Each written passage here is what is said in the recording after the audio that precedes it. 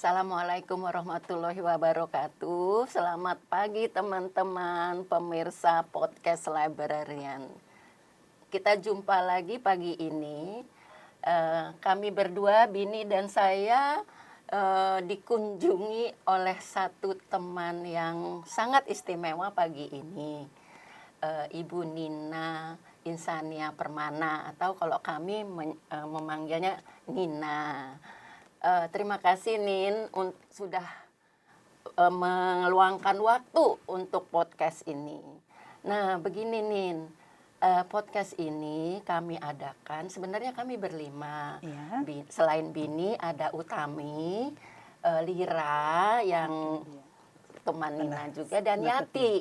Pernah ketemu di Pelindo kan waktu Ya, itu betul. ICP. Nah kebetulan mereka bertiga berhalangan, jadi Bini dan saya. Nah kami berlima ini melihat bahwa permasalahan tentang perpustakaan dan pustakawan Indonesia ini sampai saat ini masih perlu diperhatikan. Misalnya saja kalau Nina melihat coverage dari Kompas, bahwa penghargaan terhadap perpustakaan itu masih rendah. Selain itu, kalau kami memperhatikan, memang sih sekarang kan dunia IT itu berkembang ya. Nah, sebagian besar dari pembicaraan di webinar kah itu lebih berat ke unsur teknologinya.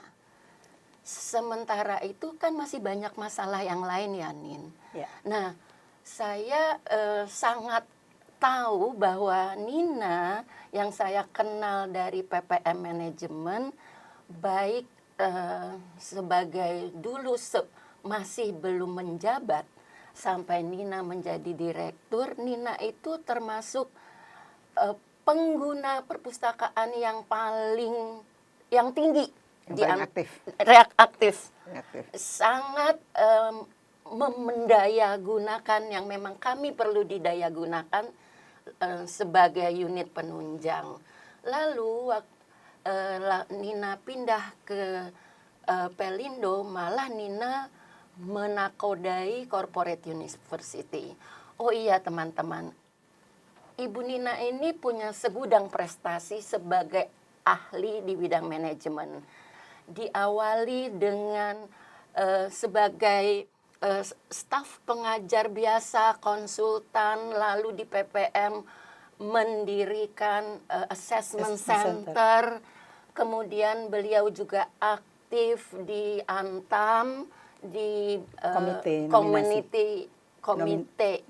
nominasi, lalu berkiprah di Pelindo sebagai direktur Corporate University, lalu pindah ke International Consultant Conferry, lalu aktif di SDM BUMN ya Nin ya, dan menjadi salah satu expert di bidang assessment. Nah, kami ingin melihat pandangan Nina sebagai ahli manajemen dengan kondisi perpustakaan yang Nina sudah alami. Menurut Nina apa yang kami perlu tingkatkan, Nin? Ya. Baik, terima kasih banyak nih Mbak Eli Julia Basri. Ya, saya manggil biasa Mbak Eli. Ya. Kalau teman-teman lain manggil Julia. Iya. Jadi rasanya saya terus terang senang sekali diundang pagi hari ini untuk ngobrol-ngobrol begitu ya tentang pustakawan begitu yang terkait juga dengan aspek ke-SDM-an lah. Jadi mungkin kalau saya flashback aja barangkali ya dengan apa yang saya sudah lalui sampai dengan hari ini, saya merasa sangat bersyukur sekali bahwa selama dalam saya mengerjakan tugas, pencapaian-pencapaian yang saya capai itu, kalau nggak ada support sistemnya adalah teman-teman dari pusat informasi atau pustakawan, dalam ini rasanya saya nggak akan seperti sekarang. Karena di sela-sela mungkin ya, karena saya kan sebagai konsultan, sebagai pengajar, itu kan selalu dituntut hal yang bisa memuaskan customer yang customernya tadi bervariasi, begitu industrinya bervariasi, termasuk juga skala bisnisnya juga. Itu mereka kan punya ya banyak sekali tadi permintaan-permintaan yang kalau dilihat sesuai dengan masanya ya. Barangkali yang sekarang pun demikian, karena kebetulan sekarang pun saya tetap menjadi advisor ya. Kebetulan saya sekarang membantu di Pertamina, Pertamina Training and Consulting. Jadi saya membantu ya teman-teman yang muda ini ya, termasuk dalam arti kata mempersiapkan mereka juga untuk bisa mengelola para expertnya dengan baik. Nah, salah satu hal yang tadi yang saya harus berikan itu adalah tentu saja kan ide-ide baru dan sebagainya.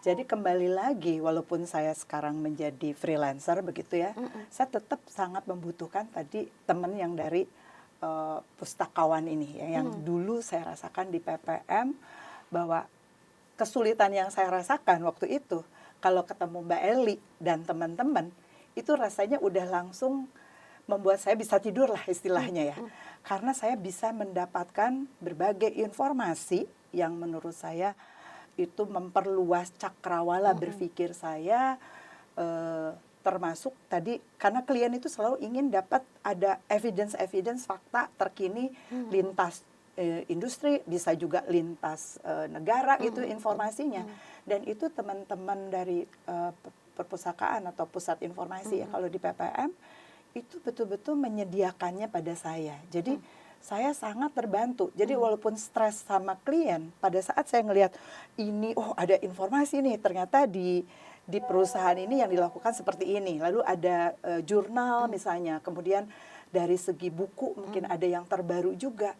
Itu membuat saya dan teman-teman konsultan ataupun trainer gitu, sebagai trainer pun itu kita mata langsung berbinar-binar ya. Kayaknya ini ada solusi, ada yang kita bisa masukkan. Kita ambil dari buku ini, kita ambil dari ini informasi ini dan sebagainya. Itu yang membuat tadi kita menjadi hidup gitu ya, walaupun memang pakai begadang begitu ya, karena tetap klien itu kan maunya kalau bisa kemarin bisa tersajikannya gitu ya. ACC-nya iya, kemarin. Iya gitu kan, bahwa semuanya mereka bisa terima. Tapi mau nggak mau kan kita kerja keras, kita ya dalam hal ini kami sebagai satu tim gitu ya, itu rasa happy itu yang akhirnya membuat kami semangat untuk melakukan yang terbaik yang kami bisa lakukan. Karena selalu di target kami, kebetulan nih kami sama-sama barangkali ya satu chemistry, biasanya memang teman yang bekerja pun gitu ya, itu bahwa kita harus memberikan yang terbaik, kalau bisa dia akan repeat order gitu loh. Jadi kesenangan kami nanti ujungnya kalau dia repeat order, itu adalah kayaknya udah pupus lah kesusahan-kesusahan yang dirasakannya. Karena satu lagi, ada apapun tinggal nanya tuh sama teman-teman dipusin, kita butuh game loh, udah pakai F1 gitu kan misalnya. Coba cariin dong videonya apanya, terus potongin gitu ya. Yang dari kita mauin dari segini menit sekian sama sekian dan sebagainya. Jadi terjemahin lagi dalam bahasa Indonesia. Bikin subtitlenya karena mereka nggak mau bahasa Inggris all semuanya. out min. Gitu kan. Jadi saya bilang kita udah kayak punya rumah produksi gitu ya. Jadi yang kita memang mikir ya udahlah, itu paling nggak kita udah memilah bahwa untuk ice breaking di awal yang mempesona mereka gitu, mempesona peserta. Waktu itu ingat Telkom ya. Ya, belum poster ya, belum poster-poster quote of the day. Iya kan, jadi quote of the day dan sebagainya. Jadi itu yang membuat kami ya tadi ya bekerja sih memang kayak ya sporadis lah, kaki jadi ke kepala jadi kaki, tapi tadi satu kebahagiaan ya, bisa menyajikan sesuatu yang membuat si pesertanya bisa tersenyum, happy di kelas gitu kan. Oh Bu, nah semangat dan sebagainya, itu yang memberikan kayaknya energi positif buat kami yang ya sebagai profesional untuk menyajikan. Dan sekali lagi itu bisa kami dapatkan ya dari support ya dari tim Pusin gitu ya. Kebetulan nahodanya dulu ya Mbak Eli ya. Biarpun Bu Elinya judes kalau anak buahnya ya. Tapi menurut saya nggak apa-apa, fine, karena kita juga akan selalu memberikan apresiasi, reward kepada timnya, anak buahnya gitu ya. Apapun lah, ya sekedar oleh-oleh, oleh-oleh Bandung lah atau apapun, dan ucapan terima kasih, pelukan dari kami atau apapun sebetulnya membuat kami sebagai satu tim. Dan sampai sekarang pun rasa kangen gitu ya. Terus sebagai ada ya? satu, terus ada karena Iya. kita bekerja dengan tadi ya suasana yang bahagia Oke. gitu ya. Jadi Mungkin saya melihat boleh saya tanya ya, dulu. boleh. Tanya dulu ya. Jadi kalau dari yang disampaikan sama Ya. Mbak Nina ini, satu, pusat informasi atau Betul. perpustakaan ini adalah part of your solution. Betul. Ya. Jadi yang namanya pusat informasi di PPM yang waktu itu dinakodai oleh Mbak Eli Julia Basri itu menjadi bagian dari solusi. Betul. Satu. Yang kedua, setidaknya dari Mbak Nina ketika mendengar pusat informasi atau ketika mendapatkan tugas yang kayak luar biasa kompleks, itu pikirannya adalah aku ke perpustakaan deh. Ya, Gitu. betul. Ini Betul. tadi divalidasi sama Mbak Yul bahwa Ya. Mbak Nina menjadi salah satu user yang paling aktif ya, paling aktif. Nah, dari sisi pustakawan nih, Ya. Mbak Nina, saya pengen tahu nih, itu ceritanya gimana nih Mbak Nina? Itu kalau lihat perpustakaan itu adalah part of your solution, Ya, bahwa ini membantu kita. Itu apakah dari kecil memang suka biasa ke perpustakaan? Bagaimana pengalaman pribadi Iya. mengenal perpustakaan? Mungkin pustakawan? saya kan keluarga sederhana ya, guru dan bapak saya ASN yang mundur dari ASN-nya karena merasa tidak sesuai dengan nurani gitu ya. Ayah saya dulu hakim. Jadi menjadi LBH ya. Jadi artinya secara ekonomi ya pas-pasan lah ya. Jadi yang penting hidup dan sekolah semua anak-anaknya. Jadi perpustakaan buat saya jadi teman ya. Karena kalau beli buku kayaknya kalau saya mungkin setelah saya berkeluarga saya memberikan anggaran buat anak saya beli buku gitu ya. Pada zaman saya sih enggak. Ya, jadi zaman saya enggak ada. Itu suatu hal yang barangkali luxury barangkali ya zaman itu ya. Jadi saya mau nggak mau ya nyari sesuatu ya bacaan walaupun dari komik gitu ya, yang Andersen atau apapun gitu. Itu ya nyari di sekolah gitu ya. Jadi pojok di sekolah itu buat saya menyenangkan dan saya bisa pinjam gitu ya. Berarti sekolahnya memang Bagus. ada, Sekolahnya teladan sebetulnya. sekolah Jadi teladan ada SD. perpustakaannya. Sukabumi. Iya, ada Luar perpustakaan. biasa. Sukabumi jadi sekolah teladan. Kebetulan yang membuat saya juga jadi teladan di sekolah itu gitu ya. Jadi alhamdulillah gitu waktu saya kelas 5 SD-nya gitu ya. Jadi saya melihat bahwa dan guru-guru dan itu tuh memang sangat welcome. Kebetulan perpustakaannya sebelah ruang kepala sekolah ya. Kepala sekolahnya baik banget lagi gitu ya. Jadi saya merasa ya feel at home gitulah kalau ada duduk di situ. Walaupun buku-bukunya tuh ya rada bau apa gitu ya. Sebetulnya kalau dilihat-lihat zaman sekarang barangkali ya kalau dari segi ini ya buku kebersihan atau kuno Higienis. atau apa higienis atau apapun gitu ya. Jadi ya walaupun nanti saya suka suruh bantuin beresin, rapiin yang namanya anak-anak SD ya. Ya itulah barangkali ya kalau nggak ke punyanya Pemda ada di kota Sukabumi gitu ya, naik angkot sekali atau jalan kaki kadang saya gitu ya. Ya untuk nyari buku-buku, ya, tapi itu lebih banyak buku-buku cerita biasanya yang lebih banyak koleksinya dibandingkan di sekolah saya gitu kan. Jadi itu buat saya ya menyenangkan lah di situ. Dulu saya sempat mau jadi pustakawan. Oh gitu? Pernah ya? Saya, iya. Karena beasiswa. Jadi saya mikir, ini mah beasiswa gitu kan. UI gitu kan, terutama kan UI. Tapi saya tuh kan pengennya jadi dokter ya. Saya bilang, saya mau jadi dokter sebenarnya gitu kan. Jadi saya, ya namanya proses gitu ya. Tapi saya merasa bahwa jadi pustakawan itu ya menyenangkan ya. Karena waktu sebagai anak-anak ya. Karena saya menjadi apa ya, hidup saya bertransformasi itu karena informasi buku sebetulnya. Saya bisa dengar cerita kayak jendela. Oh, ada terjadi di sini ini.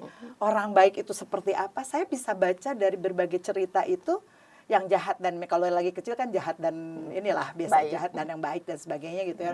Normatif sebetulnya values itu yang juga saya dapatkan gitu ya. Dari bacaan itu. Betul, jadi berarti pengalamannya dari kecil itu ketika melihat buku, membaca buku, satu menyenangkan karena ada cerita, tapi kedua mendapatkan pengalaman, insight dan knowledge yang banyak ya. Value, jadi buat diri saya sendiri. Jadi Meluaskan kalau saya wawasan jadi kalau mau cerdas cermat atau dulu kan cerdas tangkas segala macam gitu kan selalu ada ya di kelas dan sebagainya. Ilmu saya kan harus lebih advance, lebih dari orang lain gitu ya. Mau nggak mau kan ya dulu kan nggak ada informasi kayak sekarang nggak ada Google, nggak ada Mbah Google gitu. Semuanya harus nggak ada Gemini juga, belum nggak ada. Jadi mau nggak mau ya kesitulah gitu ya dari mulai ilmu pengetahuan umum gitu ya, yang beberapa hal yang Sehingga ya saya kayaknya dari kecil ikutan cerdas tangkas terus gitu ya. Arti dan buat saya itu kan menyenangkan dan memang ada hadiahnya Bu. Memang itu buat saya alhamdulillah. Kalau nggak bayar sekolahnya gratis gitu ya. Jadi itu kan buat Ada saya reward ya. ada reward buat saya. Lumayan lah. Bapak Ibu saya nggak usah bayar uang sekolah gitu kan, lumayan. Tapi Bapak Ibu saya tuh kalau saya bebas uang sekolah masih suka membayarkan dan itu dimasukkan ke tabungan saya. Jadi ini kan hak kamu. Kamu sebetulnya harus dapat gitu ya, dapat itu kan usaha kamu, dapatnya bebas uang sekolah. Jadi waktu SMP juga saya 3 tahun lumayan sih di Bruderan, lumayan mahal ya kalau di Bruderan gitu ya. Jadi itu berasa banget. Jadi tabungan saya ya jadi agak kaya lah gitu. Karena sebetulnya yang bayar ya orang tua saya. Jadi kembali lagi itu yang membuat saya tadi achievement saya dapatkan itu adalah karena pengetahuan gitu loh. Jadi saya pikir saya dibandingkan yang lain ya karena saya cuman ya senang itu aja, baca pun saya sebetulnya kadang mungkin tidak terstruktur ya. Ya mau apa yang gitu. ada aja dilihat baca. Kadang-kadang saya dulu lagi kecil ya Bu, terus terang buku perpustakaan baca buku apa gitu ya. Buka merem gitu ya. Oh ini buku tentang apa gitu ya. Jadi saya bilang, jadi saya tuh kadang-kadang dan saya merasa beberapa kali gitu kayak ada ujian atau apa itu hal itu ditanyakan saya sampai bilang ya Tuhan kok saya kayak punya sixth sense gitu ya bisa tahu apa yang Jadi bakal ditanyakan ketika gitu. buka mata itu ya bukunya random juga ya. Random. Ada yang Iya, buku kadang pelajaran, ada yang iya, ada ada yang cerita, ada betul, apa semuanya. apapun gitu. Jadi saya pikir terutama kalau pelajaran juga sama sih kalau mau ujian gitu hobinya gitu Bu. Saya kalau baca semua kan dari ulang lagi dari awal sampai akhir kan capek ya. Jadi akhirnya gitu merem gitu baca bismillah dulu Al-Fatihah baca lagi buka. Jadi buat saya kan baca itu jadi nggak Fun, membosankan gitu ya. Terus Sesuatu yang fun. iya ini apa nih gitu. Terus saya tulis lagi bikin catatan kecil atau apa. Jadi buat saya akhirnya ya itu mungkin ya alamiah begitu ya. Jadi saya sendiri sebetulnya saya bukan orang yang tipe punya target ya lagi kecil tuh enggak harus teladan atau itu enggak. Saya cuma mau membuat ibu bapak saya senang gitu ya. Udah itu aja. Buat saya sendiri yang enggak ada yang karena anak ibu bapak saya tuh 4 laki 1 perempuan. Cuma Mbak Nina aja. Jadi anak Paling perempuan itu cantik. yang paling baik gitu. Jadi saya udah di trademark begitu mau nggak mau kalau mau nakal itu Nggak enak gitu ya. nggak enak betul. Jadi kalau bersaing sama saudara saya yang laki-laki dengan kenakalannya saya nggak mau karena ibu saya itu terus terang cengeng. Ibu saya tuh bisa nangis kalau anaknya nakal itu ya nangis. Ibu saya guru sebetulnya guru TK ya. Tapi mungkin kesel sama anak beda dengan kesel dulu kalau anak orang ya beda ya. Tapi kalau sama anak sendiri saya suka ngeliat ya kenapa nangis gitu ya. Ya kakakmu ini gitu kan misalnya membuat ya sesuatu cerita lah yang bikin kesel orang tua gitu ya. Jadi saya mikir, jadi saya nggak boleh lah seperti itu. Jadi salah satu yang saya lakukan adalah menyenangkan mereka tadi dengan nilai saya baik, bahwa saya nggak aneh-aneh gitu ya, bahwa ya sekolah ikut dan sebagainya, ikut aktivitas macam apapun saya ikutin, tapi itu urusannya semuanya sekolahan lah gitu ya, yang nggak ada bayaran. Saya nggak pernah les gitu nggak. Jadi saya juga, tapi aktivitas saya dari pagi sampai sore itu ya penuh gitu ya. Jadi artinya saya juga secara energinya tersalurkan gitu. Nah balik lagi ke perpustakaan tadi, ini yang membentuk saya bahwa ya kalau lagi susah, di Bandung juga jadi mahasiswa kan susah juga ya. Kalau mau adem atau apa ya ke Dipati Ukur ya duduklah di pojok situ sambil ngelihat banyak pemandangan juga lain ya. Dari fakultas lain dan sebagainya. Jadi saya kan bisa berteman ya, melakukan networking. Jadi saya pikir termasuk jadi untuk orang perpustakaan yang saya sampai sekarang juga merasa beberapa orang itu kenal baik. Mereka itu bukan cuma penjaga buku gitu loh, tetapi terkoneksi dengan ya saya sebagai customernya ya. Mereka juga menyapa karena udah biasa datang ketemu, Pak ada yang baru nggak sih? Gitu kan pertanyaan pertama sebagai orang yang sering datang gitu. Ada yang baru nggak? Kalau saya sudah kuliah juga buku-buku psikologi dong atau ada apa sih riset apa yang masuk gitu yang itu Pak gitu ya. Saya mau tahu gitu ya misalnya.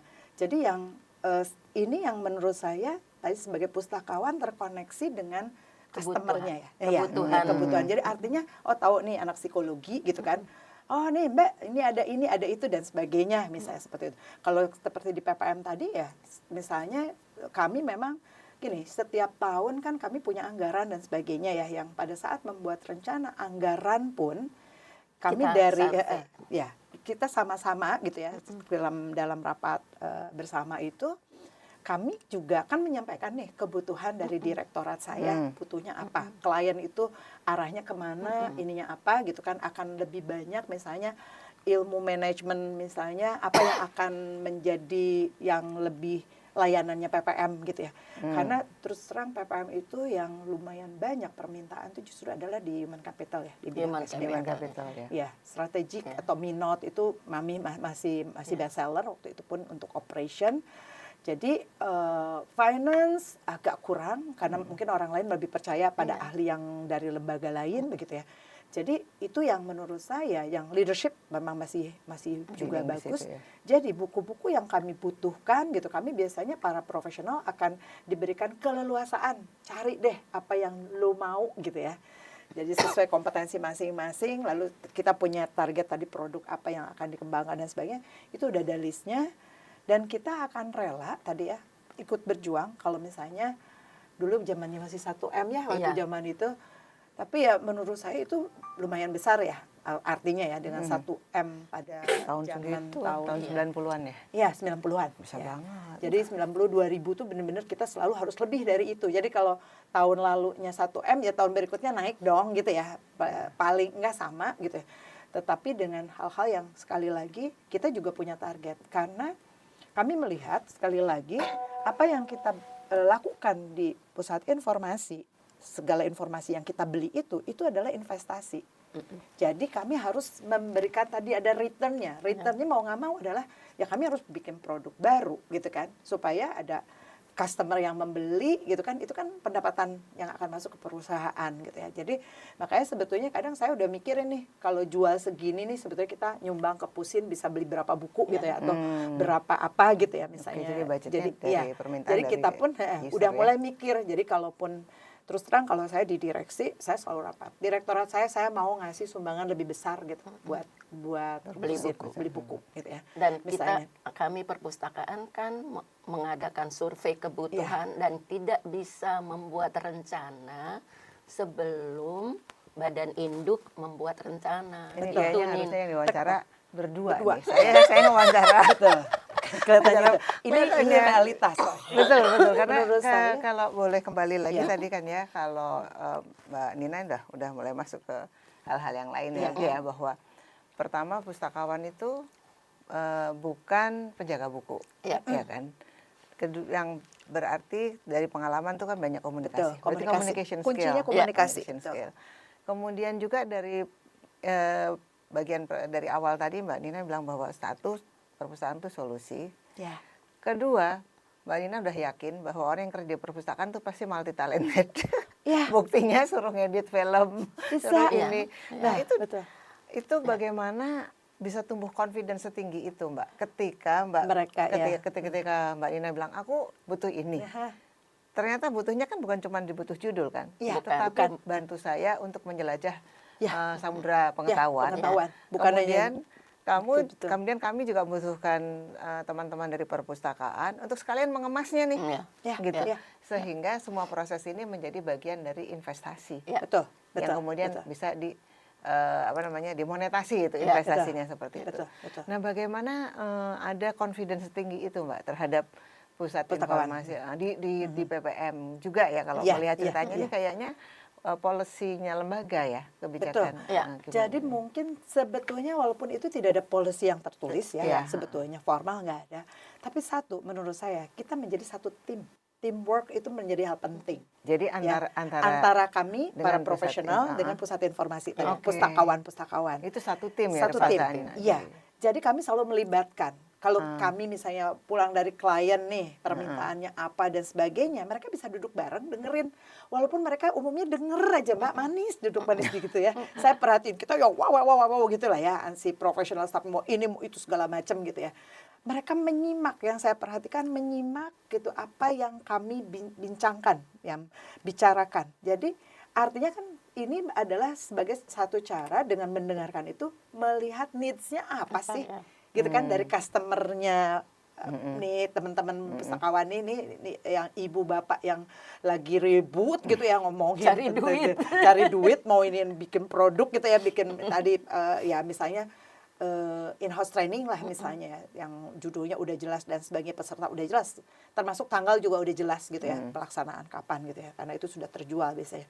Jadi ini yang artinya mereka kita libatkan. Mas, kalau misalnya dulu Mas siapa sih yang Bowo. Mas Wowo, ada lagi si Mas Eri Eri, misalnya ya. Mas Eri, kira-kira ya kalau kayak gini nih ada nggak sih di kita punya apa nih di Pusin gitu kan. Kalau ininya adalah tentang hal ini, nah ini. Gini deh Mbak, mereka selalu gini, saya akan coba cek dulu ya. Nggak langsung solusi tek gitu juga. Itu membuat saya juga tenang bahwa dia akan nyari dulu, nggak sotoy gitu ya. Nggak, oh saya gini, nggak, saya menurut saya dia benar nyimak, dia lihat, pastikan gitu kan.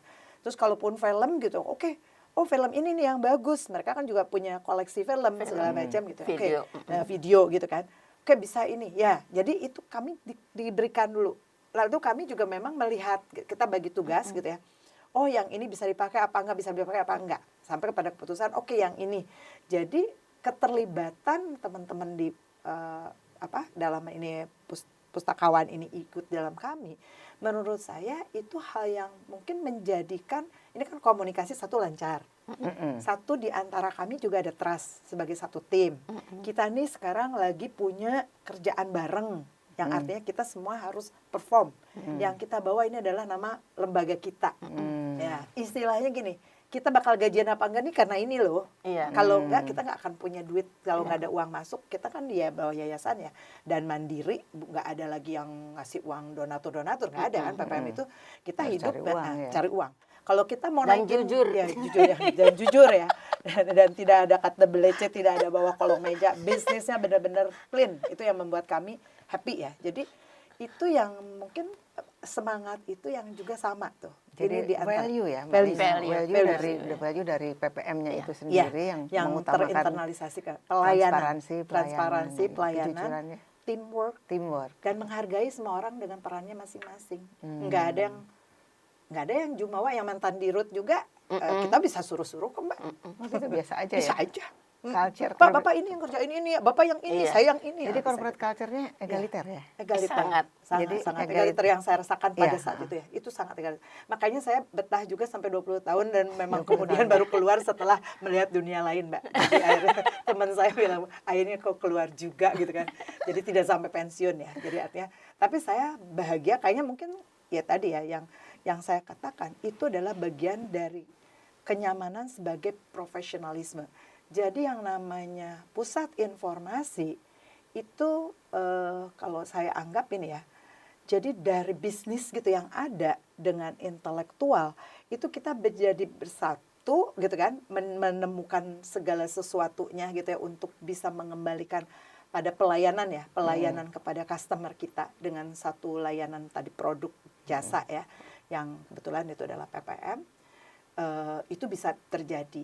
Dan sekali lagi teman-teman di perpustakaan ini ya, sebagai pustakawan saya salut banget, telaten itu. Bayangin dong kita cerewet Mbak gitu loh. Dan mau cepet gitu ya. Itu yang namanya menurut saya ini adalah sebetulnya customer service oriented. Jadi itu yang menurut saya, itu yang mungkin kalau saya bandingkan dengan tempat yang lain, yang saya sekarang juga ada di beberapa, ada BUMN besar Mbak, punya perpustakaan juga, tapi nggak ada nyawanya seperti itu. Jiwa perilakunya seperti yang saya rasakan waktu di PPM enggak. Dan benar-benar itu jagain ruangan dan buku-buku aja. Sampai saya bilang ini sayang banget ya. Saya waktu itu ke BUMN besar ya, saya nggak usah sebut lah namanya.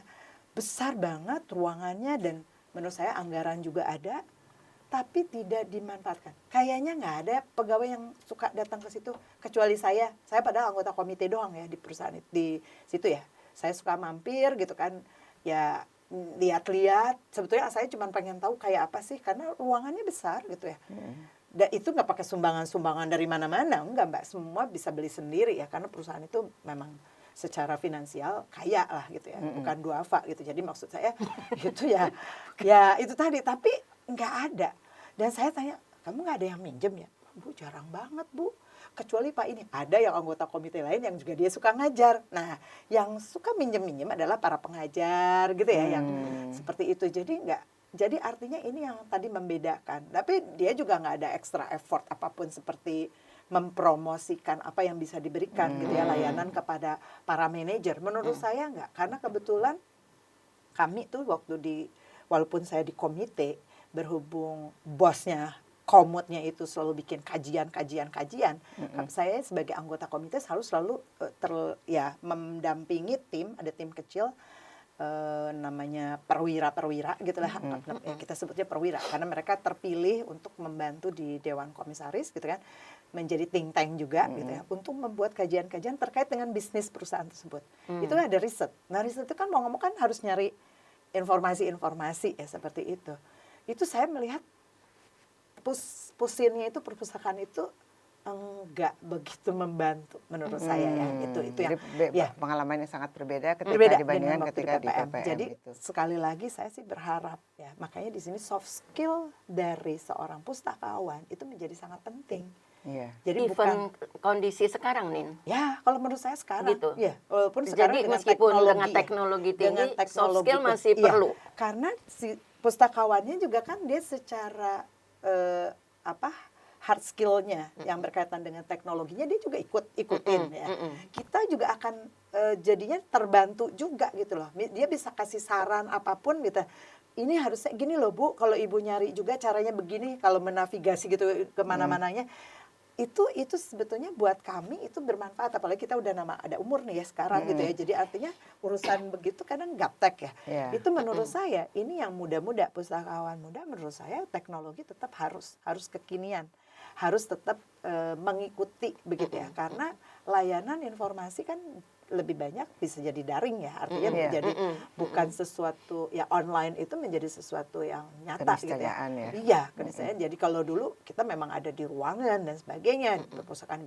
Mungkin hal itu yang menurut saya yang harus dibangun. Jadi sebagai learner, sebagai pustakawan itu memang pembelajar kalau menurut saya. Dia sendiri harus juga excited kalau ada kliennya ini nanya tentang ini, tentang itu yang bisa berbeda-beda ya. Update Informasinya. Apalagi kalau dia tadi melayani satu industri tertentu, dia coba dalamin. Karena menurut saya, dia akan bisa menjadi partner yang baik untuk konsultan sebetulnya.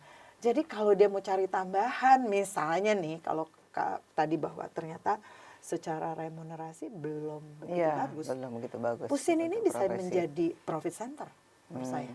Jual tadi bagaimana pelayanan memberikan informasi ini kepada kami para profesional gitu kan, dengan sesuai kebutuhan, kan itu ada rate-nya gitu ya menurut saya, yang bisa dibuat lah gitu ya secara formal aja gitu menurut saya. Kalau itu menjadi bisnis ya, artinya menjadi bisnis orientasinya, jadi menjadi profit center sangat mungkin. Jadi nggak usah kecil hati kalau ngandelin tadi memang hanya dari sistem remunerasi, pasti values-nya dianggap kecil tadi. Karena ya mungkin hanya cuman dari jaga buku, bisa jadi. Karena dalam job evaluation itu kan apa yang menjadi tanggung jawabnya gitu. Tanggung jawab utama dia apa? Oh, menjaga tidak ada kehilangan buku, tidak ada ini, bisa jadi kebersihan, sebenarnya bisa jadi buku. Itu tidak ada yang lebih punya value lebih besar. Tadi memberikan sesuatu yang bermanfaat untuk customer, kliennya tadi gitu kan. Dan itu sebetulnya bisa ditarik tadi sebagai fee tambahan gitu yang diperoleh perpustakaan, dan perpustakaan bisa membagikan itu dalam arti kata secara organisasi dibuat menjadi sistem, menjadi halalan toyiban juga, bukan uang tips. Karena ada gitu ekstra kan. waktu yang Betul. mengerjakan. Sama kepintaran mengidentifikasi kebutuhan itu ada value-nya ya, Nin? Iya, betul. Jadi kemampuan analitis dia bagus gitu ya. Problem solving, jadi dia juga selalu tadi solution oriented gitu ya. Jadi dia ini walaupun mungkin bukan resep aslinya gitu yang ini loh gitu, bukan itu yang kan yang mengemas lagi nanti si orang profesional itulah ya, si konsultan ataupun pengajar itu dia mengemas.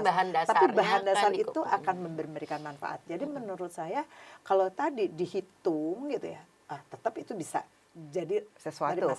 Dan masalah remunerasi menurut saya itu bisa jadi lebih meningkat. Mungkin sekarang di dalam gradingnya para pustakawan juga bisa dibuat tuh berbeda. Kelas dari yang junior Junior, gitu ya, ya. sampai dengan yang senior itu pun sertifikasinya itu akan bisa membuat Kompetensi lebih panjang. level Kompetensi maksudnya. level. Dan satu lagi, selalu mereka juga dibuatkan dalam manajemen kinerjanya, dibuat sistem manajemen kinerjanya, sehingga apa sih kontribusi dia? Kan kontribusi kalau nggak nyata, cuma ngasih doang nyatet gitu, Iya. Nggak ada. no meaning ya. Ya, ini udah Betul. kaya sekali nih ya yang disampaikan sama Mbak Nina barusan ya. Jadi kalau saya mengacu pada beberapa kata kunci itu. Ya. Satu, kembali lagi pusat informasi itu adalah bagian dari solusi. Tapi dia menjadi bagian dari solusi, itu peran satu dari lembaga induk sangat penting. Ya. Value, corporate value dari lembaga induk itu sangat penting. Ya. Kemudian ada skill dan kompetensi yang perlu dilakukan oleh para profesional pusat informasi pustakawan. Namun demikian, Ya. semua ini bisa dipelajari kayaknya kata Mbak Nina ini tadi ya. Kompetensi untuk bisa bagaimana customer oriented, mempunyai creative attitude, memiliki kesadaran bahwa sebenarnya ruangan itu cukup luas bagi para pustakawan, para pekerja informasi untuk mengemas produk-produknya menjadi sesuatu yang valuable. Dan saya rasa yang saya sangat terinspirasi nih bahwa lihatlah pekerjaanmu sebagai bagian dari investasi. Iya. Jadi kalau kita bisa melakukan hal itu semua, ya, katakan saya menyadari bahwa saya pusat informasi itu memang bukan profesional, tetapi para profesional tidak bisa apa-apa tanpa bantuan kami. Betul. Sehingga apa yang dilakukan Mbak Eli Yulia tadi mengatakan Mbak Yul barusan mengatakan kan ketika bekerja di PPM sebagai kepala perpustakaan waktu itu Mbak ya, itu sangat rutin melakukan customer survey kan, customer oriented servicesnya. Apa yang dibutuhkan, Apa yang dibutuhkan. butuh apa lagi. Jadi ketika ini dilakukan maka terjadilah engagement, kemudian tumbuhlah teamwork itu, ditambah ketemu orang aktif ya Mbak Nina yang dari kecil, yang dari kecil memang sudah melihat perpustakaan itu sebagai tempat mencari pengetahuan, tempat istirahat juga, tempat relax. Dan tadi Mbak Nina juga mengatakan kan bahwa perpustakaan itu dia juga menjadi wahana untuk networking. Betul. Dan ekspektasi dari Mbak Nina ketika masuk perpustakaan bahwa si profesional pustakawan ini juga bisa mengembara bersama, mengembara pengetahuan, kemudian bagian dari tim ya. Dan bahkan kemudian bikin inovasi sama-sama. Iya, inovasi sama-sama, betul. Yang ini kemudian kalau diterjemahkan di dalam pengembangan sumber daya manusia, itu core kompetensinya itu jadi sangat beragam. Betul nggak sih Mbak Nina? Kira-kira interpretasi saya. Sebenarnya beragam juga enggak sih. Ada beberapa yang menurut saya sih kunci ya. Tadi kemampuan dia komunikasi ya. Penting banget. Penting, tadi Jadi, pertanyaan dari Mbak Yul bahwa ya. Kenapa komunikasi itu penting meskipun sekarang ada AI. Karena Mbak Nina tadi mengatakan itu tetap bukan human. Iya. Enggak, Human interface-nya, human engagement-nya yang diperlukan. Justru itu yang dia akan menjadi mediator ya. Ataupun jadi kita bisa, jadi si teknologi ini akan dengan adanya pustakawan, justru si pustakawan ini akan menjadi mediator yang lebih memberikan value lagi buat kita sebagai klien ya, sebagai customer ya. Karena apa ya, wisdom dan sebagainya kan nggak ada tuh, bisa jadi ya dari aplikasi itu sendiri ya. Jadi justru pustakawan ini menurut saya yang bisa membantu tadi untuk kita menemukan wisdom, menemukan sesuatu yang lebih customized gitu ya, yang karena beberapa hal kan nggak bisa digeneralisir gitu ya, misalnya seperti itu. Nah itu yang menurut saya dialog antara kami misalnya ya para profesional dengan teman-teman di pustakawan itu sebetulnya itu yang membuat Bu ada lagi ini, walaupun kadang dia cuma kasih ide doang gitu loh. Ini sebagai kalau nggak di EBSCO misalnya Bu ada loh Bu risetnya tentang waktu itu saya waktu employee engagement ya itu ada Bu, tapi di Amerika risetnya ini itu gitu kan. Ada kalau mau nanti saya downloadkan misalnya ya.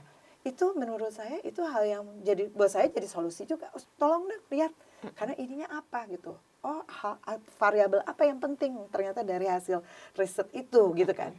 Jadi kembali lagi ini yang tektokan seperti itu walaupun dia kan tidak dia melakukan sendiri dalam arti kata, tapi dia baca. Satu lagi saya selalu dapat itu resensinya tuh keren Mbak.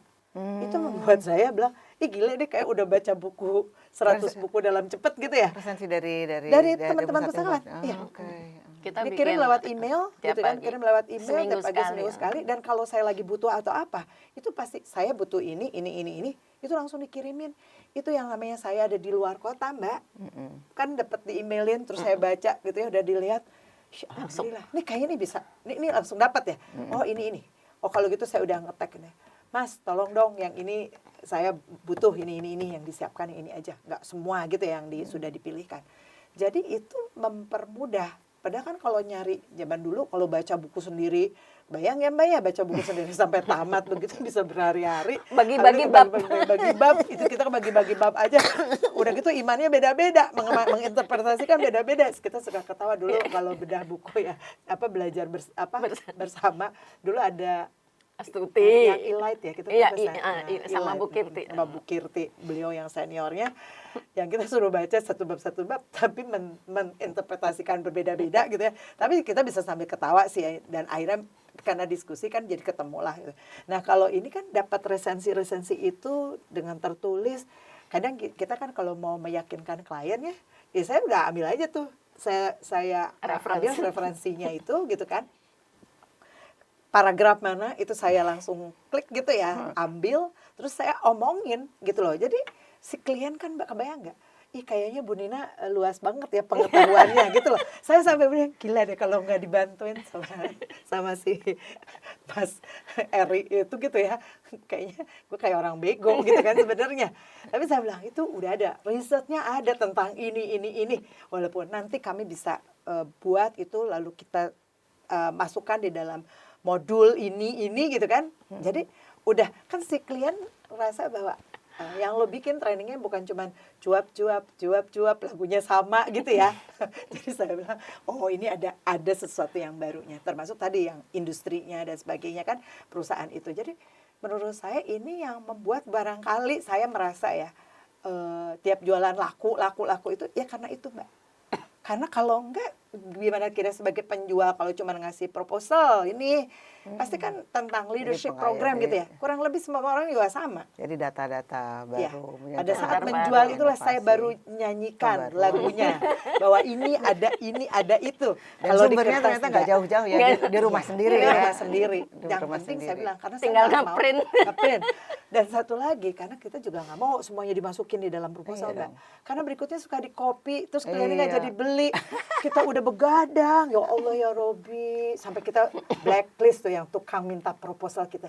Dan dia cari orang pengajar yang freelance terus dijadikan pengajar. Karena mungkin kan pricing beda ya Beda. kalau dia individual gitu kan dengan ini lembaga ya mau nggak mau kan lembaga ada harga dong gitu, ada capnya gitu kan dan sebagai sertifikat kan sebetulnya beda secara value. Cuman perusahaan itu memang saya dan teman-teman tahu bahwa memang niatnya tidak baik. Jadi dia tidak secara ini tidak jujur. Kami akhirnya kalau diminta lagi, mohon maaf kami sedang ada, kita udah nggak mau ladenin. Karena buat kami, kan akhirnya belajar dong. Kita jangan terus, padahal udah ada di ketentuan. Kalau kita melakukan udah need assessment dan sebagainya, maka dia harus membayar main days yang dialokasikan. Itu ditagih, nggak pernah bayar. Jadi akhirnya kita, nah balik lagi. Jadi sebetulnya tadi kita jagain dong yang tadi yang tips-tips yang pada saat presentasi itu adalah keluar gitu ya. Yang dalam hal ini sebetulnya informasinya dari si teman-teman pustaka. Iya. Tadi Mbak Nina bilang bahwa sebetulnya kompetensinya nggak rumit-rumit amat gitu ya. Kayak biasa aja itu buat orang yang biasa. Networking gitu kan, customer service excellent gitu ya. Kemudian dia learner kan. Dan learner. problem solving. Jadi sebagai learner dia juga harus memikirkan bahwa ini orang kan tadi karena ada empati ya di dalam komunikasi atau di dalam pelayanan excellent itu ada empati. Dia kan mikirin dong, ini Bu Nina lagi ketemunya Telkom gitu ya. Duitnya ini pasti gede gitu. Tapi cerewet ya kan. Klien yang sangat demanding. Nah, ini dia udah mulai mikirin gitu. Ini apa? Jadi cari lagi yang informasi-informasi yang terkait dengan telco gitu kan, yang terkini gitu kan. Selalu ambil balik lagi yang terkini kan, nggak boleh yang cerita lama aja gitu, justru apa yang terkininya. Kemudian nah ini yang sebetulnya dengan empati, dengan akhirnya dia memberikan layanan, ini kan customer service, mengkomunikasikan pada kami, bekerja sebagai satu tim, dia juga menganalisis ya tadi dengan problem solving, networking, karena kita juga bisa ajak nih kayak Mbak Elinya ke klien. Dan itu menurut saya kita sebagai satu tim menjadi lengkap Iya. dan klien percaya bahwa kita punya orang expertnya nih urusan informasi. Dan kami kan berikan juga referensi-referensi untuk pembaca, peserta maksud saya, yang harus dibaca oleh peserta. Kan apalagi sekarang udah pakai Trako dan sebagainya ya, jadi udah dimasukkan di upload juga ya di dalam di dalam aplikasi. Jadi sebetulnya yang kayak kemarin misalnya kebetulan untuk Dewan Komisaris misalnya kayak ataupun itu onboarding commissioner gitu kan, itu beliau juga kita berikan beberapa referensi gitu loh. Jadi kan tetap bisa dibaca aturan, peraturan, langsung misalnya ada di segala situ. macam kan harus juga ya undang-undang PT-nya harus paham. Ya kan kalau semua dimasukkan di dalam program ini sendiri kan workshop atau apa pasti jamnya sangat pendek gitu. Jadi beliau-beliau juga diminta baca ataupun kita bikinin ada kayak resensi atau apa gitu ya. Membuat beliau-beliau juga cepat memahami, tapi kalau mau butuh aslinya ada gitu ya, misalnya seperti itu. Jadi makanya saya bilang katakan itu bahwa sebagai support system itu benar-benar sangat bermakna banget ya, punya nilai tambah dibandingkan dengan nggak ada itu, Mbak. Jadi kalau menurut saya balik lagi, ini organisasi terutama sih sekolah, konsultan, assessment center, lembaga-lembaga jasa itu memang sangat dekat ya dengan ilmu lah, informasi gitu ya. Tapi menurut saya manajer juga sama, Mbak, sekarang di perusahaan. Iya, apalagi sekarang misalnya kayak Danantara kan mereka juga mengarahkannya adalah efisiensi gitu ya.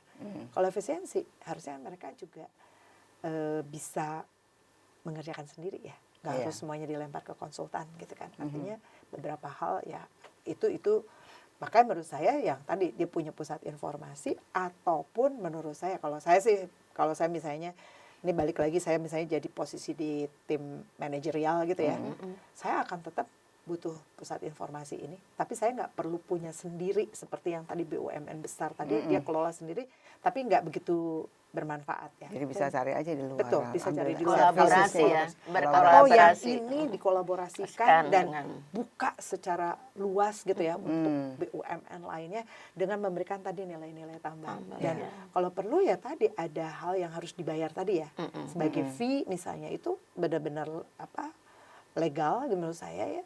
Itu bisa saja sangat mungkin menjadi bagian dari bisnis gitu kan, walaupun tidak menjadikan sebagai satu risetnya enggak, tapi informasi riset terkait tentang apa yang mereka butuhkan, misalnya tentang electric vehicles misalnya ya, itu kan Mbak kalau kita cuma ada di perusahaan nggak dapat informasi dari itu kan susah, walaupun cuma browsing sama Google kan beda ya, terbatas. Tetap waktu beda. yang terutama untuk mengumpulkan itu ya. Jadi membuat satu paket yang udah khusus per industri ya. Iya, apalagi teman-teman tadi udah membuatkan resensinya ya, walaupun sekarang resensi bisa dibantuin juga ya sama si AI gitu.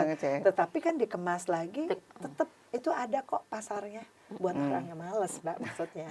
Kalau orang yang seneng browsing sendiri ya nggak apa-apa, tapi kan ada yang kalau juragan kan maunya ada di meja, jadi dia semua tersedia gitu kan. 3 poin dia dapat semua, setengah halaman dia dapat semua. Jadi menurut saya kita punya tadi peluang customer yang AI-nya bisa membantu information profesionalnya untuk membuat itu lebih detail, lebih detail, betul. Ya perpustakaan sebenarnya bisa kerjasama dengan expert untuk menjadikan itu satu data industri ya, kayak yang punya Christian Wibisono itu loh, dan itu udah hilang, Din. Kita dulu masih ada ya? Langganan, tapi setelah Pak Christian Wibisono pindah, Bin, itu udah nggak ada lagi. Apa sih dulu nama produknya? CNI. Pokoknya data industri Indonesia aja. Ya, data industri Indonesia. Jadi kita selalu udah diolah kan itu soalnya. Sudah, dan itu langganannya nggak murah, Bin. Satu industri $150. Ya, Susenas kan mahal sekali. Susenas dari BPS kan mahal sekali. Jadi sebetulnya itu contoh-contoh. Paket informasi. Paket informasi. Nah, ini kan tadi Mbak Nina cerita, oke di PPM pengalamannya begitu baik ya, ajak kerjasama antar profesional sama informasi, satu tim, satu nilai. Tetapi di lembaga lain kan itu tidak. Ya. Nah, itu faktor-faktor apa saja nih menurut Mbak Nina nih yang menyebabkan kalau di satu tempat bisa excellent, Ya. di tempat lain kayak under the radar banget gitu. Kayaknya kalau di perusahaan itu tergantung siapa bosnya. Oke. Bapak atau ibu bos besar. Jadi lembaga induk ya. Iya, lembaga induknya. Jadi kalau ini termasuk menurut saya direksi ya. Sebetulnya kan ini budaya ya. Kalau mau termasukkan menjadi amanah juga ya sebetulnya, bahwa sebagai direksi itu juga mencerdaskan anak bangsa ya sebetulnya. Udah punya perpustakaannya, tapi hanya sekedar punya, gitu kan, sebagai aset. Tapi mengutilisasinya. Kalau beliaunya juga senang baca, biasanya senang baca beliaunya, pasti si pusat informasinya itu pasti tersentuh. Nah, saya nggak tahu ya kalau di beberapa perusahaan yang mungkin kalau politician juga yang nggak senang baca mungkin beda juga ya. Jadi saya agak terus terang nggak bisa komen. Jadi kalau saya lihat beberapa yang kayak saya waktu itu di Pelindo, karena di rootnya senang baca juga. Saya masuk ke industri yang menurut saya gelap loh Mbak. Tentang kepelabuhanan itu saya nggak tahu apapun tentang industrinya. Tetapi saya bisa mulai masuk mengenali dan sebagainya, itu semua adalah dari buku-buku. Itu banyak buku tentang port maritime gitu ya. Ada semua logistik. di Ada, dan itu perpustakaannya. dibeli. Kalau tiap pergi pasti ke perpustakaan. Kami pun semua ini manajer-manajernya juga sama. Jadi sebetulnya memang ada keteladanan untuk selalu mengimprove gitu ya, mencari pengetahuan dan sebagainya. Termasuk akhirnya kan perpustakaan yang ada di tempat saya, makanya saya meng-hire Mbak Lira itu, salah satunya adalah saya ingin mengembangkan itu bahwa yang namanya knowledge itu harus tersebar. Dan itu pun kami melayani bukan cuma Pelindo 2. Walaupun yang memberikan investasinya adalah Pelindo 2 ya, sarana dan prasarananya dari sana. Tetapi pemanfaatannya Pelindo 1, 2, 3, 4 itu kami sebarkan. Jadi sebetulnya kami sudah mulai mengemas dengan beberapa hal informasi-informasi yang tadi yang sebetulnya itu bisa dijual, tapi kami nggak jual karena bikinnya dalam bentuk infografis, misalnya tentang dwelling time misalnya, kan nggak semua orang sama gitu ya. Kita bikinin itu dalam bentuk infografis dan kita sebar. Kita kan bentuknya soft file ya, jadi itu bisa dengan mudah bisa WA atau apapun bisa gitu ya, email. Tapi itu adalah hal yang terus bergulir, walaupun mungkin sekarang kayaknya berhenti juga Mbak kayaknya. Saya nanti mesti cek ulang ya. Hal-hal yang dulu kami sudah rintis gitu ya. Jadi memang sekali lagi kepedulian. Jadi ini apakah melihat bahwa membaca itu menjadi budaya, Pusin itu menjadi bagian dari kehidupan dalam lingkungan kita bekerja, ya berbisnis gitu ya, walaupun bisnis bukan sekolah gitu. Tetap bisnis kan butuh informasi gitu loh. Kalau mau cepat segala macam. Ini yang utama ya.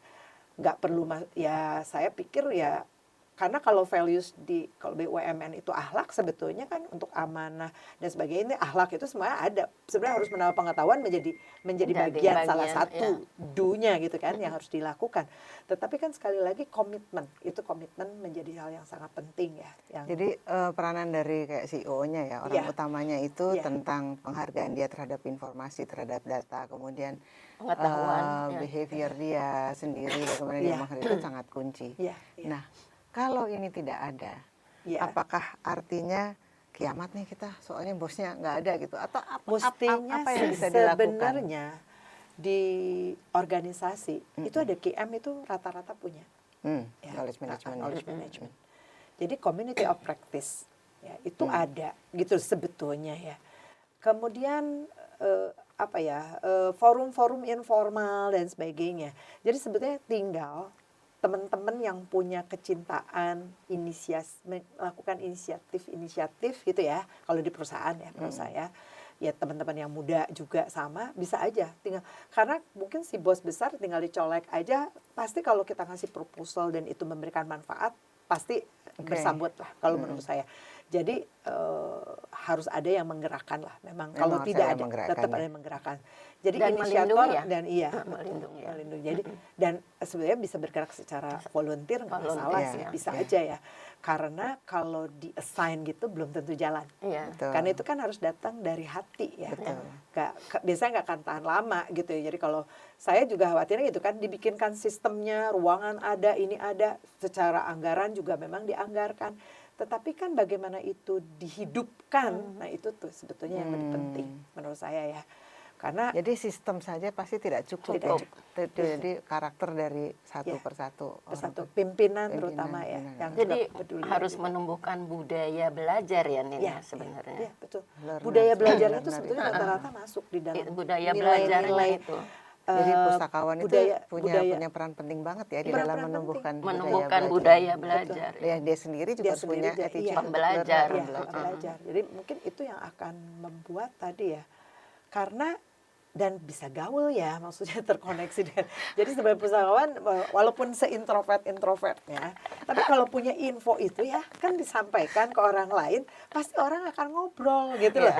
Menurut saya ya, kan dia tinggal bercerita tentang apa yang dia baca, dia apa. Nin, itu yang aku take it for granted. Bisa gaul. Bisa gaul. Nah ini nih, Teman-teman.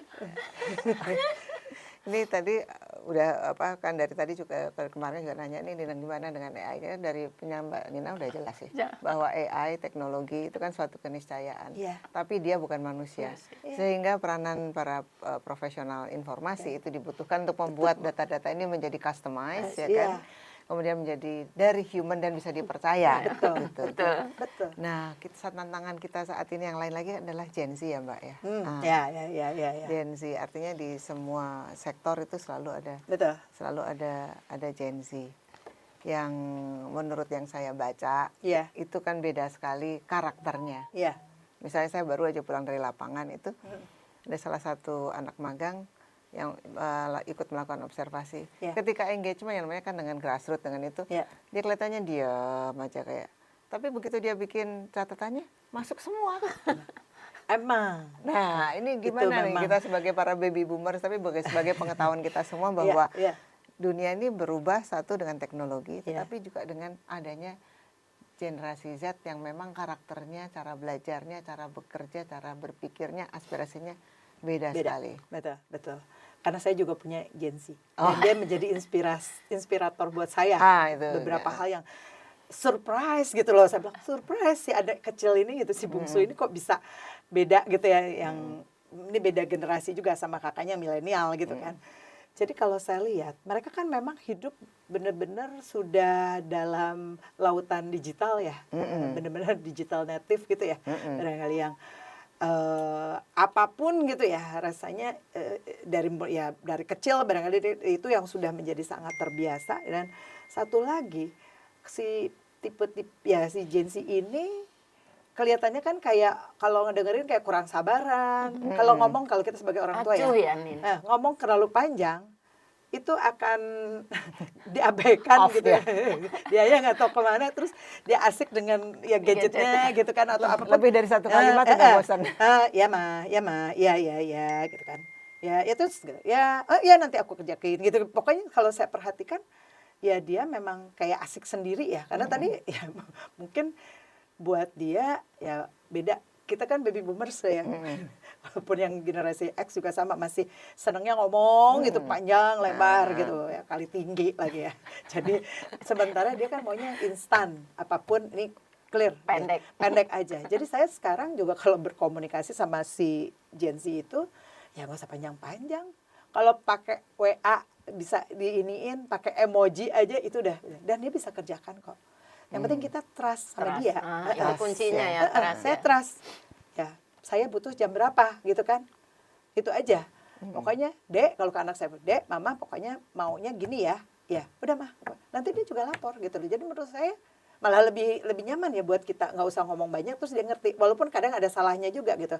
Oh, salah bukan gitu. Ya udah, dia ulang lagi. Tapi buat dia biasa aja gitu loh. Kalau kita kan wah bisa ngomong, kan makanya dengerin gitu kan, orang tua maunya gitu. Saya sekarang nggak mau ngomongin itu, nggak lagi mengkoreksi bahwa dia tidak menjadi pendengar yang baik gitu ya, seolah-olah karena kita kebanyakan ngomongnya gitu, kepanjangan gitu sebenarnya. Jadi buat dia, makanya saya bilang, oh kata kunci apa yang harus saya sampaikan, itu menjadi hal yang menurut saya si Gen Z itu uniqueness-nya di situ ya. Jadi itu berlaku untuk office Di office juga environment sama. kan? Iya, Untuk saya ini lagi mau bikin satu- satu research gitu ya, voice of customer gitu ya. yang dikasih anak-anak Gen Z semua nih ke saya. Yang senior-senior manajemennya kasih lah ke saya itu. Bu, ini baiklah saya akan berinteraksi dengan mereka. Jadi ya mulailah saya dengan gaya mereka, duduk bareng, ngomong sepotong-sepotong gitu ya. Saya bilang, oh ya Bu, ini. Aku udah WA ya ke kamu ya, padahal orangnya di situ juga. Jadi sebenarnya kan kalau kita orangnya di situ nggak ini, dan mendingan udah WA-in aja. Saya udah WA-in, terus kalau kamu butuh pedomannya, saya juga attach di situ gitu kan. Jadi saya pikir-pikir, nggak usah kita ngomongin panjang lebar sih pedoman apapun gitu ya, panduan, wawancaranya mesti kayak apa. Tapi mereka bilang, Bu, tapi saya nanti mau role play lagi ya Bu, kan hari Selasa nih. Hari Senin ya Bu ya, role play ya Bu ya. Buat saya supaya Selasa bisa melakukan wawancaranya dengan mereka. Oh, oke, bisa. Ya, kamu tentuin aja jamnya. Saya pokoknya ada jadi atur. Jadi udah saya serahkan kepada dia untuk dia melakukan, walaupun saya sebenarnya nungguin ini lama banget gitu ya. Kadang-kadang kan kita butuh cepat gitu ya pengennya. Terus kalau saya butuh informasi cepat supaya saya bisa mengatur schedule saya yang lain. Nah, baru dia kirim juga gitu. Jadi memang ya walaupun tadi pendek-pendek, ya kita memang harus jangan dibiarkan begitu saja juga, karena dia juga bisa jadi oh ibu udah ngerti, udah selesai gitu loh. Jadi maksud saya kita juga harus kontrol juga nih, karena kalau nggak kan jadi lepas gitu ya, maksud saya bisa jadi nggak seperti yang dia mauin gitu loh. Dan dia satu ya, mereka tuh mandiri walaupun kadang so tahu gitu ya sebenarnya. Oh iya Bu gitu, oh iya saya tahu gitu ya. Saya ajarin nih tentang teknik in-depth interview gitu ya. Kamu padahal bukan psikologi, kalau anak psikologi udah biasa gitu ya. Ini bukan. Oh itu, oh iya. Oh, saya singkatin ID gitu. Tahu ID apa? Dokter Bu, bukan, gue bilang in-depth interview. jadi hal-hal yang kayak gitu ya, menurut saya kadang-kadang ya lucu juga gitu loh. Satu sisi, tapi buat dia ya biasa fine aja, nggak malu gitu, nggak ada rasa minder kan? Nggak ada rasa minder, okay. Mandiri, pede gitu ya. Dan dia ngerasa serba tahu karena kayaknya saya tuh dibanding ibu ya, saya bisa browsing sana, browsing sini, dan memang benar, Bu saya browsing deh Bu ya, gini. Jadi dia juga cari gitu ya. Oh iya, jadi saya pikir sebenarnya ya udahlah, saya nggak usah menuntut dia harus lapor setiap saat, enggak harus bikin ini sesuatu yang apa ya, yang mungkin yang kita harapkan sebagai orang tua gitu ya, yang maunya tuh lengkap gitu kan. Jadi monitoring evaluasi itu minim ya? Ya gitu, harus kenceng kendor kitanya. Jadi kalau kita terlalu monitor gitu ya, dianya sendiri juga non-verbalnya tuh membuat kita nggak enak juga. Kan kita juga nggak mau ya nggak dihargai gitu. Iya. Oh iya Bu, gitu-gitu modelnya kan.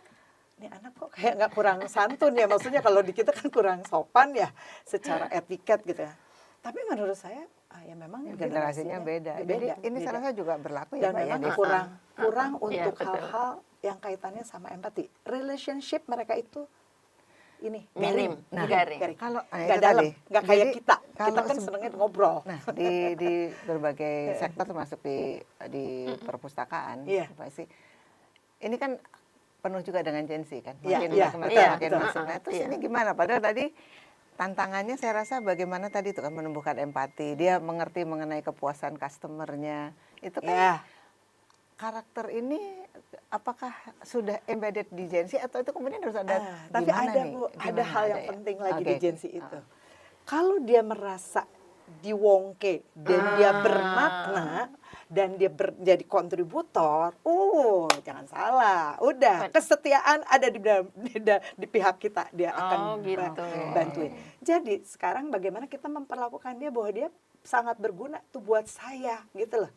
Dengan segala sesuatunya dibutuhkan gitu loh. Penting nih buat kepala perpustakaan dibutuhkan, ya betul. Dan mereka kan kreatif. Ya udah kita kasih aja. Saya waktu itu, oke, kalau gitu kita riset nih mau pakai, kan saya pikir ya udahlah pakai bayar gitu kan, ada bayar pakai ada PT ini, kita bisa kontak gitu kan.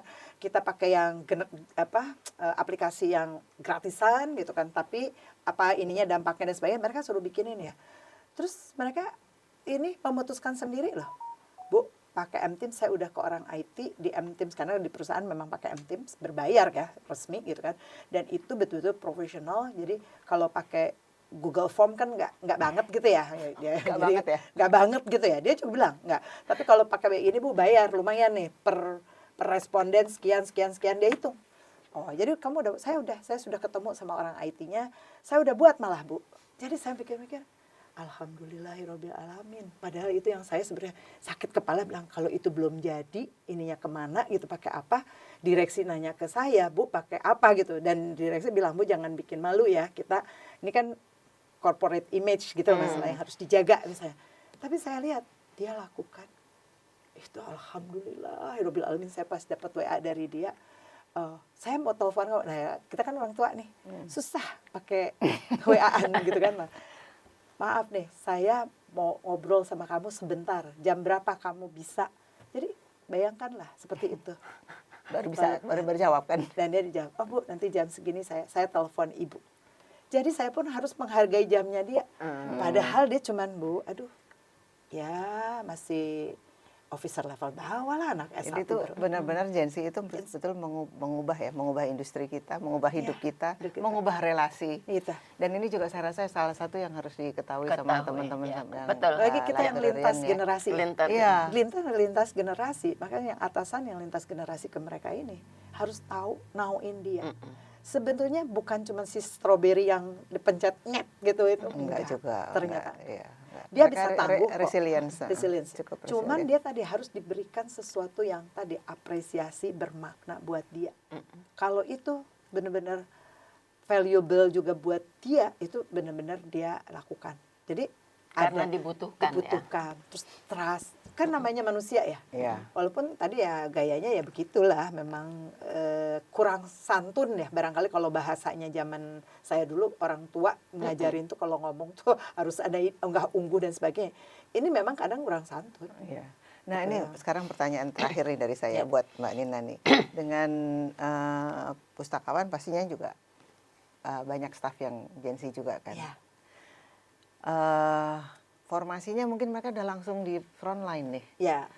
Nah, lalu apa yang harus dilakukan oleh para manajernya nih untuk membiasakan mereka bahwa mereka yang perlu tanya nih ke customer, bukan customer yang nanya ke mereka. Ini apakah ada trainingnya atau ada kompetensi apa yang perlu ada sehingga mereka bisa menjadi itu tadi client or customer oriented, mereka menumbuhkan value. Jadi menurut saya untuk mengelola Gen Z ini ya satu hal tadi kita kan kenali dulu keunikan mereka ya. Bahwa mereka digital native, mereka itu juga kreatif, mereka selalu hidup itu sebetulnya harus ada value-nya gitu kan, seimbang. Itu di mereka tuh juga itu ada gitu ya, yang kemudian mereka sebetulnya mandiri juga secara keunikan dari segi-segi positif. Mungkin menurut saya beberapa hal yang tadi adalah kelemahan karena mereka native digital itu kan memang tidak terbiasa hidup bersosialisasi dalam lingkungan. Jadi keterbatasan itu membuat tadi empatinya tidak berkembang seperti baby boomer lah barangkali ya, karena tadi lingkungan beda warnanya. Walaupun mereka di antara mereka juga ada sih empati ya, secara pribadi ya pasti ada ini ya menurut saya, cuman tidak terbiasa menjadi satu perilaku yang muncul yang seperti tadi saya katakan, sehingga kadang-kadang kan perilakunya tampak kurang sopan gitu ya, kurang santun kalau dari kacamata kita sebagai orang tua gitu, seperti itu. Nah sekarang bagaimana kita bisa membentuk gitu ya para pustakawan muda yang Gen Z ini supaya punya komunikasi yang bagus, customer service oriented, kemudian kolaboratif gitu ya, kemudian teamwork ya, kemudian dia juga kreatifnya tetap harus ada. Ini kan sebagai satu persyaratan dari seorang pustakawan lah kalau tadi dianggap sebagai satu set soft kompetensi yang harus dimiliki, karena jelas soft kompetensi ini menjadi pembeda sebetulnya seorang pustakawan dengan seorang pustakawan dari aspek yang hanya menguasai hard skill yang menavigasi dan sebagainya tentang sistem yang ada gitu ya. Tapi yang ini kan justru bagaimana dia dalam pemberian pelayanan manfaat kepada customer-nya. Nah, ini sebaiknya dari mulai mereka kalau setelah kalau direkrut bisa saja itu menjadi persyaratan dari hasil tesnya, asesmennya bisa dilihat. Tapi bukan berarti, saya sih percaya ya semua orang tetap punya kebaikan, punya keunggulan-keunggulan yang bisa dikontribusikan. Walaupun tadi ada beberapa kelemahan-kelemahan dan sebagainya. Jadi kita kenali betul-betul memapping dari tim kita, si pustakawan itu sendiri ya, sebagai pimpinan, dalam ini misalnya kepala pusat informasi lah ya, ngenali nih siapa karakter-karakternya. Mungkin ada yang karakternya lebih ekstrovert, yang introvert dan sebagainya, dan itu kan bisa dipilah-pilah juga. Nah, pada saat kita membangun ini sebagai satu tim di Pusin, ya seperti Mbak Eli waktu itu lakukan menurut saya dengan pengenalan dari masing-masing anak buah ya dengan baik, itu akan memberikan tadi perlakuan kita pun lebih pas untuk mereka. Bagaimana kita men-treat mereka masing-masing berbeda. Nah, satu hal yang bisa dilakukan kalau sekarang, kalau itu baru mulai dari onboarding-nya, induction-nya, program. Dengan memasukkan aspek soft skill. Ya, yang tematiknya bisa dalam bentuk team building lah, seperti itu. Tapi di situ akan bicara tentang apa peran tanggung jawab seorang pustakawan, gitu kan, di tempat kita ini, gitu kan, misalnya tadi sebagai atasan. Kalau saya Mbak Eli ini sering kita pakai appreciative inquiry sebetulnya, itu sangat powerful ya, untuk bisa memberikan satu pembekalan, insight gitu ya. Karena jelas kita kan tidak bisa mengubah orang dalam waktu cepat, begitu. Tetapi orang punya kemauan untuk bisa punya satu visi saja, gitu kan. Dalam pelayanan, menurut saya itu ada hal yang bisa dilakukan bersama, gitu kan. Dan mereka akan berkontribusi sesuai dengan strength-nya masing-masing. Karena saya meyakini tadi semua orang punya kekuatan kok. Dan marilah kita saling bekerja sama itu, berkontribusi masing-masing sesuai kekuatan masing-masing. Sehingga dalam personal branding mereka pun mereka bilang bahwa saya adalah si ekstrovert yang begini. Saya adalah si introvert tapi yang bisa menganalisis dan sebagainya. Jadi semua bisa saling mengenali dengan baik satu sama lain gitu kan. Jadi kalau kita nggak bisa nuntut si introvert untuk ngelayanin klien yang lagi marah-marah misalnya ya, terus menenangkan, kan nggak mungkin. Bisa jadi mungkin si ekstrovert ini yang lebih supel gitu ya, dalam menjawab, dalam bersikap, itu yang handle gitu kan, misalnya seperti itu. Nah itu yang kita bisa lakukan bersama gitu ya di dalam satu workshop yang namanya appreciative inquiry misalnya seperti itu. Itu temanya bisa dibuat dan menumbuhkan tadi semangat kebersamaan, bagaimana kita akan semua menjadi kontributor di dalam pelayanan di pusat informasi kita. Jadi itu sangat mungkin didesain, dan yang terpenting habis desain itu dijalankan, dan semua orang punya apa ya namanya, kalau istilah di bagian akhir tuh ada destiny-nya gitu ya, dimana dia akan menjadi kontributor dalam hal apa. Itu jadi komitmen sebetulnya. Komitmen saya apa gitu kan sebagai pustakawan di situ, misalnya dengan seset pengetahuan, keterampilan, yang kekuatan yang saya miliki gitu kan. Nah itu yang tadi satu menjadi personal brandingnya, lalu itu dia day to day dia lakukan sebetulnya. Temennya akan selalu ngingetin, kamu belum ngelakuin itu loh gitu misalnya. Jadi satu sama lain bisa saling mengingatkan sebagai body gitu ya, yang tumbuh berkembang bersama gitu ya, sehingga bekerja itu tetap menjadi sesuatu yang akan menyenangkan ya, itu antara lain. Nah, kemudian buat si pimpinan tentu saja cara berkomunikasi dengan Gen Z tadi yang berbeda tadi ya Gen Z. Mau nggak mau lihat lagi, apalagi dengan mereka sama-sama Gen Z, tapi ini karakternya beda gitu kan. Mau tidak mau itu secara individual pendekatannya berbeda, itu menurut saya itu yang harus juga dilakukan. Sehingga mereka merasa, karena mereka itu harus merasa saya itu ada makna, saya ini berguna, saya itu penting banget di mereka. Sorry. Jadi kan perpustakaan ini umumnya kan unit penunjang ya.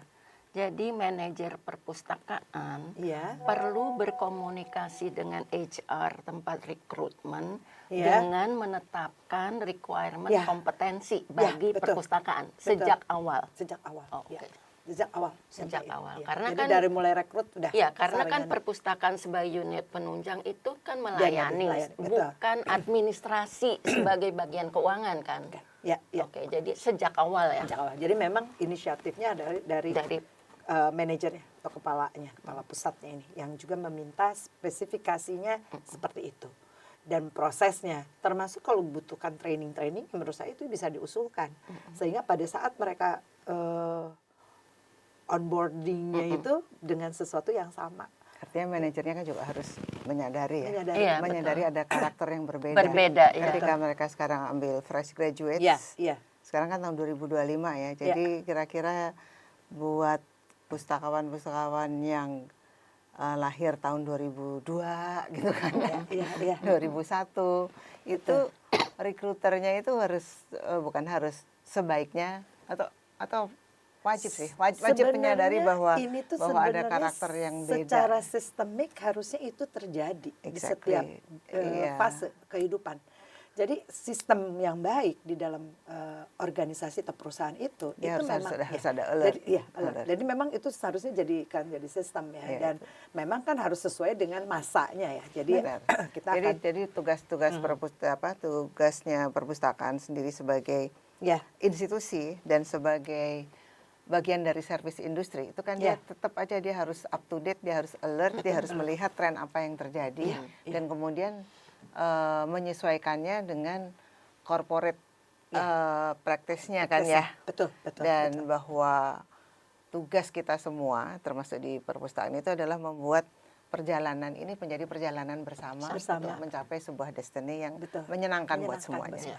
Kira-kira benar-benar happy. Dan satu hal yang memang sekali lagi bahwa dengan sistem yang demikian itu, dampak positif apa yang diperoleh, baik bagi terutama nih bagi secara korporasinya gitu ya, bukan cuma dari pusinnya saya, selain juga pusinnya ya, karena selama ini kan pusin memberikan kontribusi juga kepada organisasi gitu ya, itu juga harus clear, karena kalau itu juga tidak clear gitu ya, itu juga bisa jadi cuman usulan-usulan dari si manajernya pusin juga nggak didengar, bisa jadi ya kan? Jadi memang sebagai pusin juga harus mulai istilahnya ya memberikan satu hal yang bisa membuat mereka itu melihat kepada kita gitu loh. Dengan memberikan manfaat kan sebetulnya, dampak kan. Jadi kurang lebih harus jadi sales juga lah ya, marketing juga. Dia mengatakan bahwa kami ada juga adalah untuk kemajuan korporasi. Bahwa jadi bukan sebagai cost center. Iya, tapi kita bagian dari investasi dan kita akan bikin profit juga. Betul, return-nya, dan itu yang menjadi sangat penting. Dan itu values itu harus sampai ke bawah, ke pustakawan pun merasakan bahwa yang saya lakukan ini juga akan memberikan kontribusi. Dan itu yang akan membuat juga dia bangga. Saya bukan cuma sekedar penjaga buku gitu ya. Itu. Jadi mindset seperti itu yang kemudian mindset harus dilakukan. Oke, kayaknya cukup dulu, sudah lama, sudah panjang banget ini, maaf, dari 45 menit jadi berapa nih, 1 jam lebih ya. Terima kasih sekali ya Mbak Nina atas kesediaannya untuk hadir di podcast kami. Sama-sama, terima kasih. Saya juga senang. Saya juga sangat berharap sebetulnya kalau Indonesia mau maju, sebetulnya kan ini adalah cikal bakalnya di sini, di pusat informasi ini. Jadi ya bukan hanya untuk pembelajaran, tapi sebetulnya untuk bertransformasi menjadi lebih baik. Saya betul-betul merasakan itu bisa terjadi dengan adanya pusat informasi, dengan adanya perpustakaan, dengan bantuan para pustakawan itu menurut saya. Jadi ya sebagai pustakawan tetap semangat, tetap positive thinking bahwa Anda punya makna yang sangat besar. Amin. Anda adalah kasih tetap sekali. kontributor. Semoga menjadi inspirasi buat kita semua dan ada optimisme terus-terusan. Terima kasih. Terima kasih nih waktunya. Sampai jumpa di tempat lain. Insyaallah. Terima kasih.